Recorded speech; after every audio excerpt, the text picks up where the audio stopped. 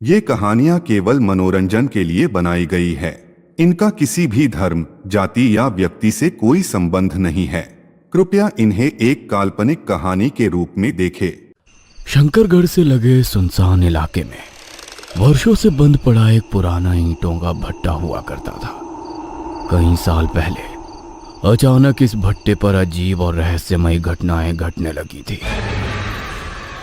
लोगों का मानना था कि वहां भटकती आत्माओं का साया है और उसी साये ने कई जिंदगियां निगल ली थी।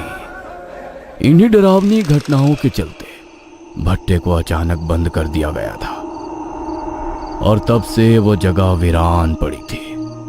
कुछ समय बाद उस वीरान भट्टे को श्यामलाल नाम के एक पुराने जमींदार ने खरीद लिया। इलाके में उसकी दबंग छवि थी।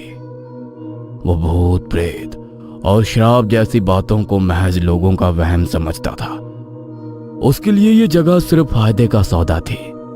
उसने जल्दी ही शुभ मुहूर्त पर पूजा करवाई और जैसे ही मंत्रों की आवाज थमी तो श्यामलाल आत्मविश्वास के साथ मुख्य द्वार की ओर बढ़ा।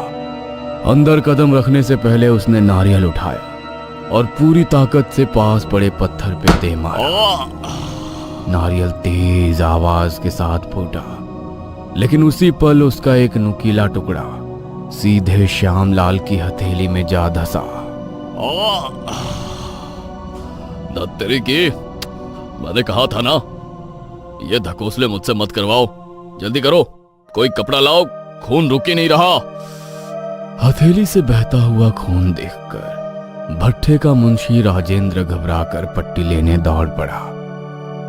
वहीं पास खड़ा बुजुर्ग कारीगर काशी सब कुछ चुपचाप देख रहा था। इससे पहले कि काशी कुछ कह पाता, श्यामलाल ने गुस्से से उसकी ओर देखते हुए कहा, क्या हुआ काशी, तू क्यों इतना घबराया हुआ है? कुछ नहीं मालिक, बस यही सोच रहा था कि नारियल का इस तरह खराब निकलना और आपको चोट लगना ये ठीक संकेत नहीं है। अरे रहने दे, ज्ञान की बातें हैं। नारियल पहले से ही खराब होगा। ला, चल गमछा दे इधर। काशी ने गमछा देने के लिए हाथ आगे बढ़ाया ही था कि तभी राजेंद्र हांफता हुआ पट्टी और दवा लेकर वहां आ गया। ये लीजिए मालिक, हाथ धो लीजिए। अच्छा हुआ तू आ गया, नहीं तो हाथ इस मैले कपड़े से पोंछना पड़ जाता। मालिक, वो सारे पुराने मजदूर बोल रहे हैं कि वो इस भट्टे पर काम नहीं करेंगे। क्या 1.5 गुना मजदूरी देने के बाद भी मना कर रहे हैं? दरअसल मालिक, उनका कहना है कि इस भट्टे पर बुरी आत्माओं का वास है।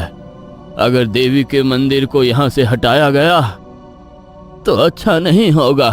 हाँ मालिक, लोग कह रहे थे कि कई साल पहले यहाँ मौत मंडराती थी। उसे रोकने के लिए ही एक तांत्रिक ने यहाँ वो मंदिर बनवाया था, जिसके बाद से यहाँ एक भी मौत नहीं हुई। श्यामलाल कुछ पल चुप रहा, फिर हल्का सा मुस्कुराते हुए नजर उठाकर भट्टे के पास बने पुराने मंदिर की ओर देखा और कुछ सोचते हुए बोला, तुम लोग समझते क्यों नहीं हो? उस मंदिर की वजह से ही आधी जमीन बेकार पड़ी है। शहर से बड़ा कॉन्ट्रैक्ट मिला है और मैं पैसे एडवांस में ले चुका हूं। वहां नया गोदाम बनेगा, मशीनें लगेंगी, वो सब कहां रखूंगा मैं? मालिक, एक बार फिर सोच लीजिए, यहाँ के लोग झूठ नहीं कह रहे हैं। लोग क्या कहते हैं उससे मुझे कोई फर्क नहीं पड़ता। कल सुबह तक वो मंदिर हट जाना चाहिए। और हाँ, जो मजदूर काम से मना कर रहे हैं उन्हें कह दो अब इस भट्टे पर उनकी जरूरत नहीं।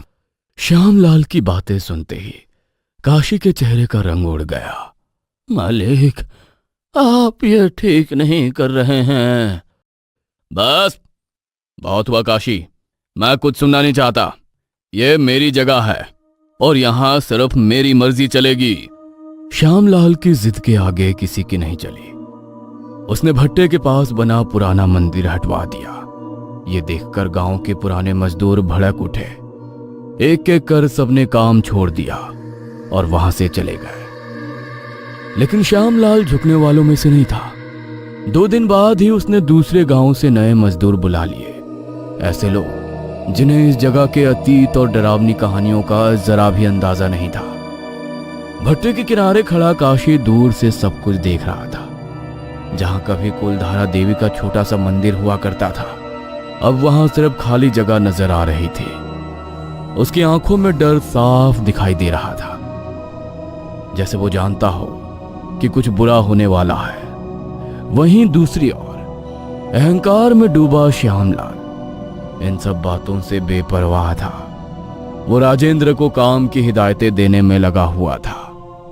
राजेंद्र, किसी भी कीमत पर काम रुकना नहीं चाहिए। जी मालिक। भट्टे पर काम एक बार फिर पूरे जोश के साथ शुरू कर दिया गया। छेनी हथौड़ी की आवाज दूर तक गूंजने लगी। तकरीबन रात के 9 बजे के बाद जब काम रुका तो श्यामलाल राजेंद्र के साथ कार में बैठकर घर के लिए निकल पड़ा। रास्ता सुनसान था। दूर तक सिर्फ हेडलाइट की सफेद रोशनी फैल रही थी। तभी अचानक रास्ते के बीचों बीच एक बच्चा दिखाई दिया। राजेंद्र ने घबराकर जोर से ब्रेक लगाया, लेकिन गाड़ी की रफ्तार इतनी तेज थी कि कार उस बच्चे के ऊपर से गुजर चुकी थी।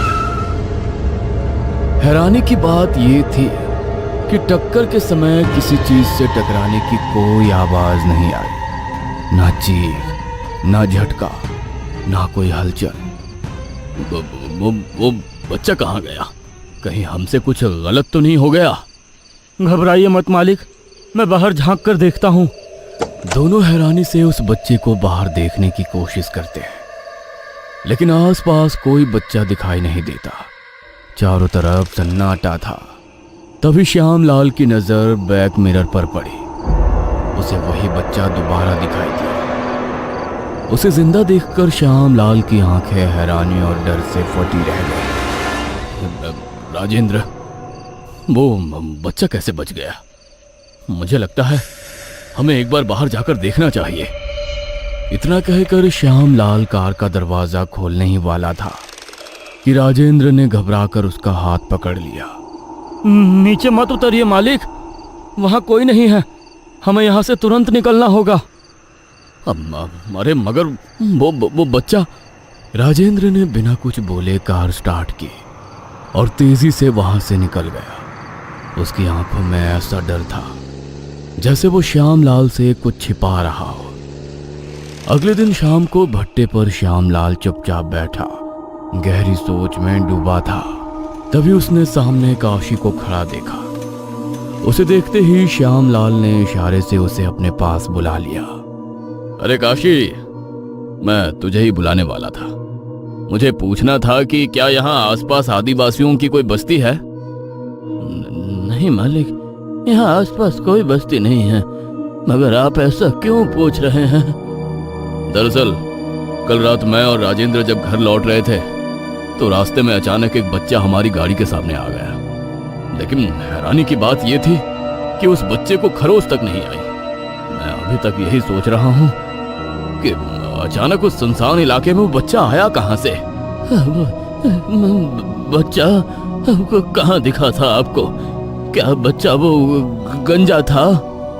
हाँ, वो गंजा था और हमें सामने वाले रोड पर दिखाई दिया था।